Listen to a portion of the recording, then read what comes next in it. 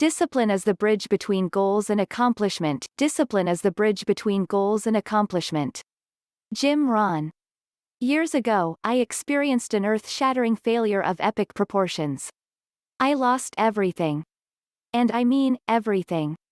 Not only did I lose it all, I also lost all semblance of hope in life.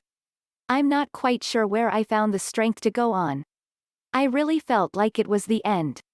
But, somewhere, deep down inside, the flame of hope burned inside of me. But that in and of itself wasn't enough to keep me moving forward. Somewhere, in the deep fathoms of my mind, not only did I find the will to survive, but I also mustered up the energy to instill an enormous amount of self-discipline into my life. It was Jim Rohn who once said that discipline is the bridge between goals and accomplishments. And I knew, without a shadow of a doubt, that I couldn't dig myself out of that deep hole without some serious discipline in my life. Since then, things have turned around. And that's no understatement. But rather than gloat on the accomplishments, I wanted to reflect on the past. I know that a lot of people turn to this site for inspiration. They turn it to when things look bleak or when they're grappling with unprecedented failure in their lives. The question is, how do you turn it around when it seems like there's no way to save the day? Discipline can save your life. For me, it was a life or death scenario. And I don't say that lightly. Without instilling discipline, and without some serious life-altering changes that I had to institute into my life, I likely wouldn't be around. It was so bad, it pains me to even think back to that time. However, you realize something along the way when you're dealing with failures of such catastrophic proportions. You realize that life is more about the journey than it is about the destination. However, for a long time, I was obsessed with the destination. It was money and success and status above all else. That's all I cared about. Not about contribution or adding value to the world, much like I care about today. No. Not even remotely close to that. I was plagued by shiny object syndrome. Winning was my credo.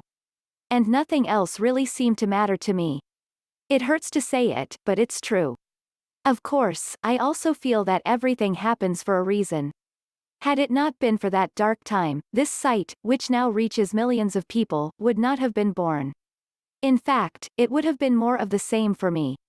Now, I'm not saying that money and success and achieving big goals doesn't matter. All I'm saying is that there is a rhyme and a reason for what you're going through. Through failure, I reached some serious understandings in life. I grew as a human. I matured. Came to new conclusions about love and humanity and the purpose that we're put here on earth. I'm thankful to God for taking me through that darkness and bringing me out on the other side, whole and still intact. But in all sincerity, God picked me up while discipline helped pave the way forward. As I'm thinking back to the time when I locked myself up in a room for 6 months and wrote like the wind, I now realize that it was part of my journey.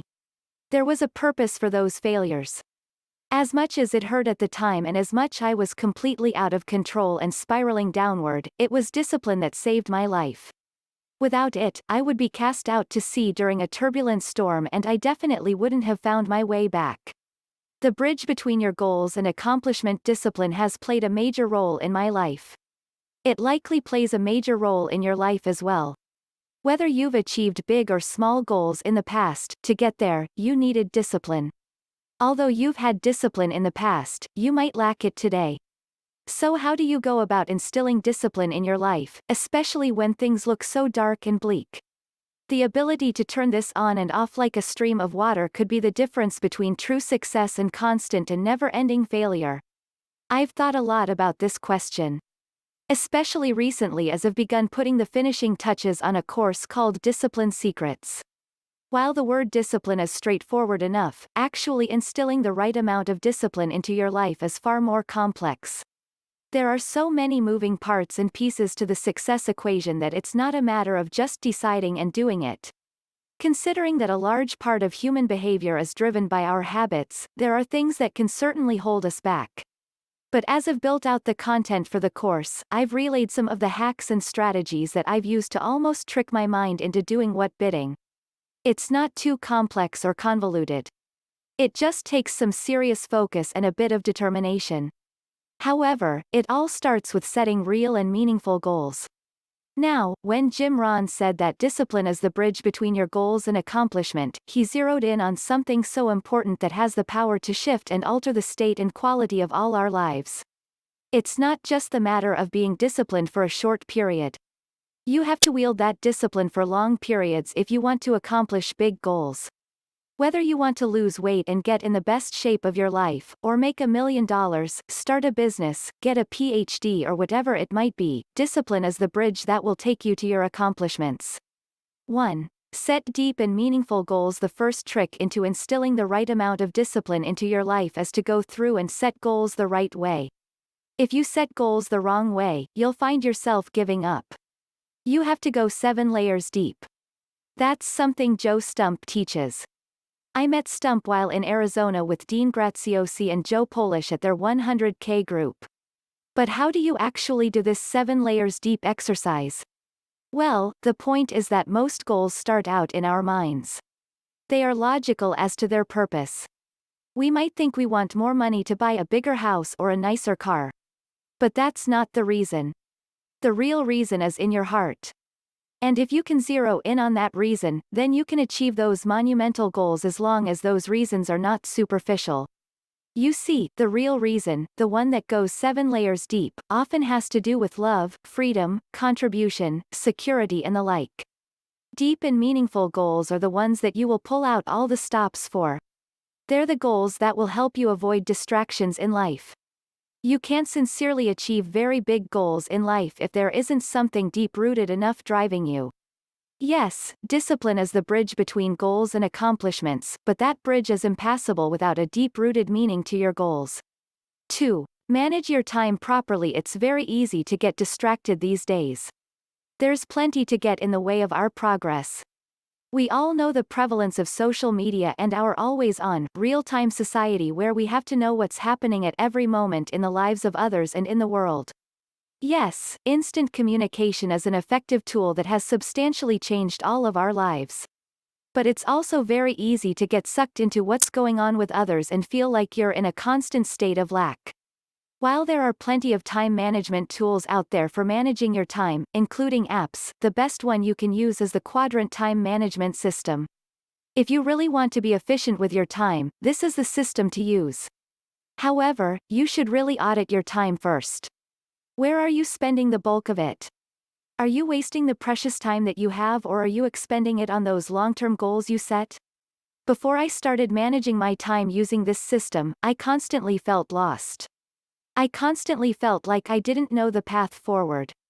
I dealt with the feeling of overwhelm and grappled with an overall uneasiness that was likely attributed to some major failures in life. But when I started to properly manage my time, everything changed. I no longer felt lost or confused or overwhelmed. There was real clarity and precision in my thinking. 3. Remove distractions. Is it possible to be disciplined while also indulging in distractions? Definitely not. While everything should be done in moderation, most of us are unable to moderate. In fact, most of us partake too deeply in distractions. But when you remove these things from your life, that's when true progress occurs. Just look at any of the world's most successful people. Rarely do they indulge in distractions. They're not distracted. They're supremely focused. But if you have something taking your eye off the so-called prize, that's when you begin to lose sight of things.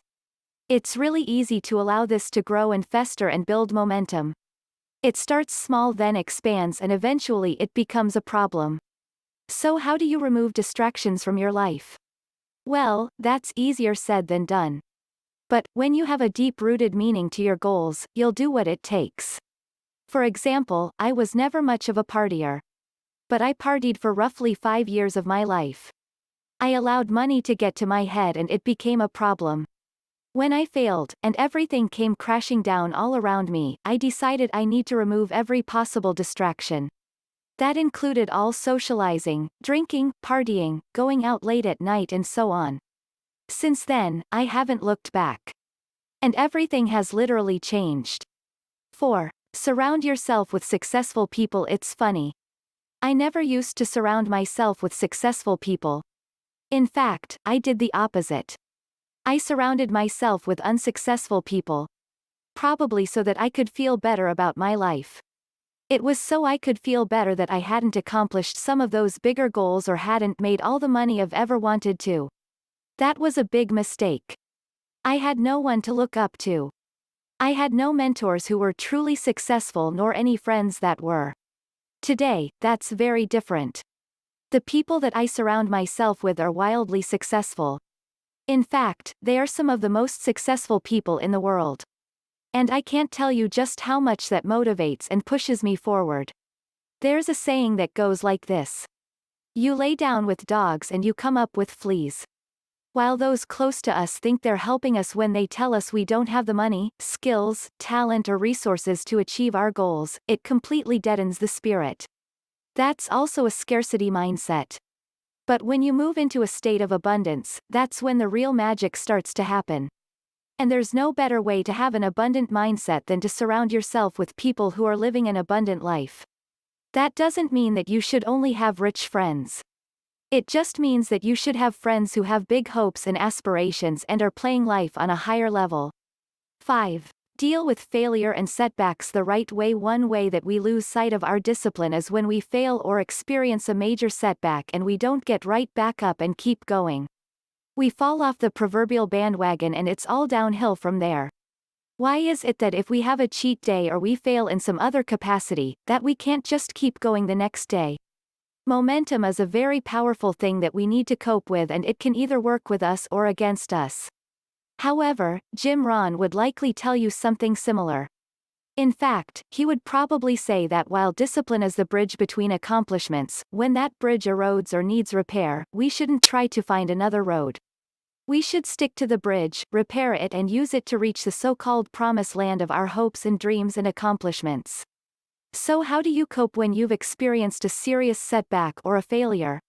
Staying disciplined in the face of failure is tough. That's why you need deep-rooted meaning behind your goals.